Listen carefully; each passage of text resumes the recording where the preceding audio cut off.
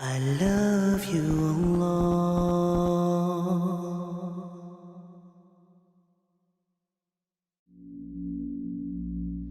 There was an incredibly sad and heartbreaking story that I heard on the news many, many years ago of a San Diego man who was driving home from work, just like he did every other weekday.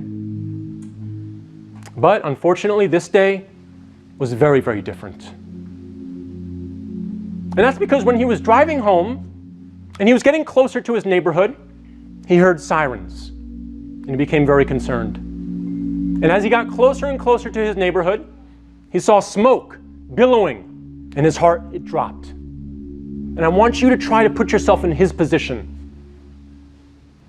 And as he turned onto his street, he saw police cars and ambulances and fire trucks everywhere.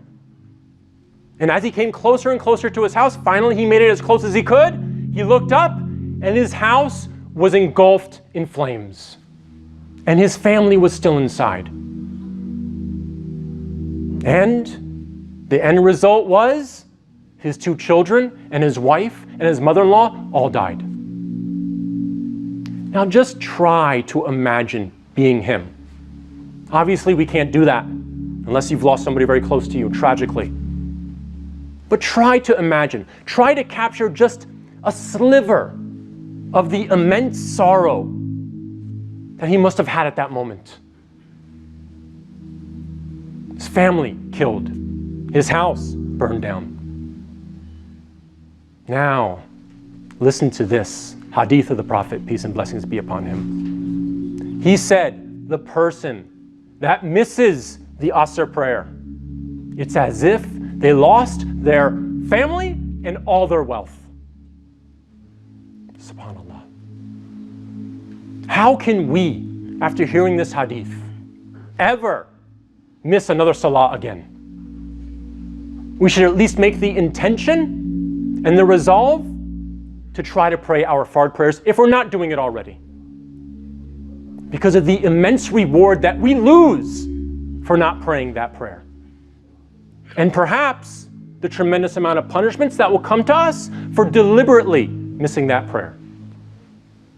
The Prophet, peace and blessings be upon him, he said the first thing that will be inquired, that you will be held to account for on the Day of Judgment, is your salah. If it is sound, you will be successful. And if it is lacking in any way, you will be doomed.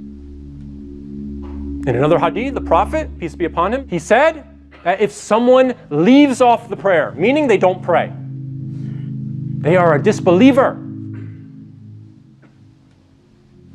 And then finally, in Surah 74, ayah 42 and 43, a conversation is conveyed to us, is documented, of the people in paradise who look down on the people of hell and ask them, what caused you to be in hell?